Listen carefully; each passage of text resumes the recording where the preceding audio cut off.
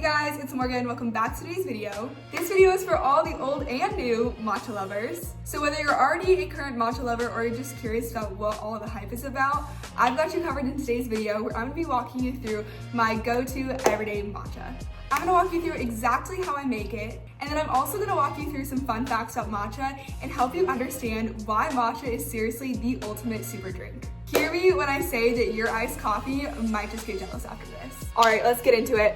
Okay, so matcha is a type of green tea, but it's not gonna be like your green tea that you get when you're just steeping it with hot water. So matcha comes from the Camellia sinensis plant. It's gonna be the same plant that you get your black and oolong tea from, but you're actually consuming the leaf itself. So you're gonna get a lot more benefits from the matcha in comparison to just drinking like a regular cup of green tea. As a result, the benefits that you're getting from drinking matcha in comparison to just like a regular green tea are gonna be way more amplified because you're not just getting like the remnants of the tea leaf, but you're actually getting the entire thing. Now that sounds a little bit crazy, but trust me, when I give you this recipe and you try it, you are going to be rethinking that daily cup of coffee or midday Red Bull that's trying to get you through when you're feeling super tired. Okay, so step one, I just have about 1/4 cup of ice in my mason jar here. And then what you're gonna do is get any milk of choice that you want. I've made matcha with oat milk, almond milk, regular milk. I'm using Fairlife today, pea protein milk, literally whatever you want, it's gonna work. And then I just like to make my matcha using a glass Pyrex because this recipe is gonna be the same as if you wanted to make it hot. And so this just makes it really easy if I wanna pop it in the microwave for a minute or two to warm up my milk to make a hot matcha. So you're gonna start with 1 cup of milk. I also like to do a dash of maple syrup. This one is just from Costco. And then lastly, a dash of vanilla extract. And then you're just gonna froth with a regular milk frother. I really like using Fairlife milk because I do find that it gets really frothy and foamy in comparison to using like normal dairy milk or even almond milk. I find that this one froths up way better than any other kind. Then I am using a bit of a small glass today, so not all of this is gonna fit in here, but obviously you get the point. We're gonna just fill up almost to the top here. We only want to leave a little bit of room for the matcha because a majority of this, or making it a matcha latte, is going to be milk. A little bit of it is going to be the matcha. Okay, so I just quickly rinsed out my Pyrex, and now we're going to add 1/2 cup of water.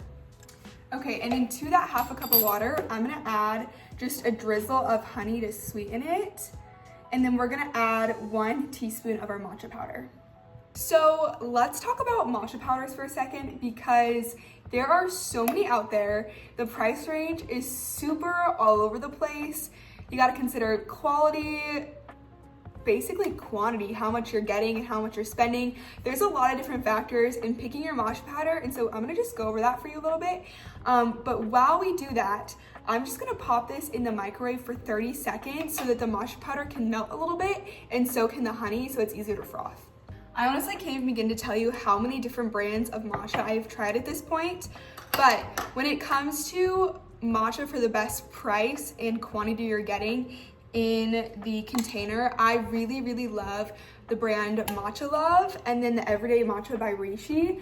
Both of them, great quality, and you can find this one at Sprouts. I think it's normally like $12.99, and then the Everyday Matcha by Matcha Love, you can just get it from their website, and I think it's $20, which I know is a little bit more expensive, but you get about double the quantity that you're gonna get in this one. And they do run sales on their website every now and then for 50% off, so I'll just stock up whenever they do a sale.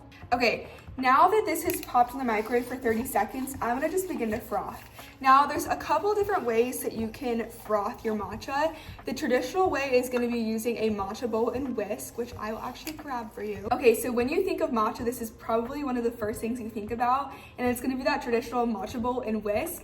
This is like the ceremonial way for you to get that nice, just frothy matcha. But I will say, as like aesthetically pleasing as you may feel while you're doing it, it's just not very like effective. It takes a lot longer, and if you're on a time crunch like I usually am in the mornings, this is gonna get the job done literally in 60 seconds or less. And you can get these little frothers from Amazon. I got mine at Home Goods. I know Marshall sells them. You can get them literally anywhere. Okay, so I've been frothing this for about a minute, and now we're just gonna grab our milk, and we now got our matcha, and look at that. Let's give it a little taste.